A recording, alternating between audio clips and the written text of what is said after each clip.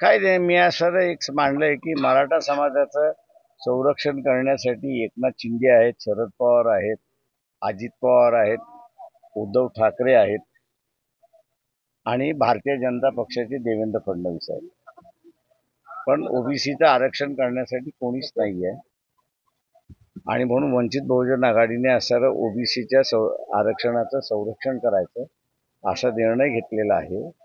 आणि त्यामध्ये हेही मी असणारं ओबीसीना म्हणालो की यावेळेस तुम्ही तुमची मतं तुम्हालाच दिली पाहिजेत, ओबीसीलाच दिली पाहिजेत, इतर कोणाला देता कामा नये.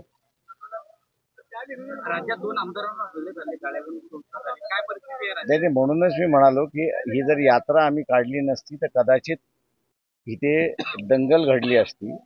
या यात्रेमुळे आम्ही असणारं वातावरण पूर्णपणे निवळलेलं आहे आणि आरक्षणाच्या संदर्भातलं भूमिका मांडलेली आहे. मराठा आणि ओबीसी यांच्यामधला आलेला मतभेद हे राजकीय मतभेद आहे, त्याला सामाजिक मतभेद होऊ देऊ नका.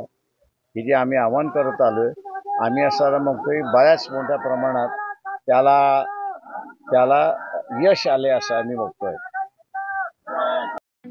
ठळक घडामोडींसाठी देशोन्नती न्यूज चॅनलला सबस्क्राईब करा आणि बेल आयकॉन प्रेस करा.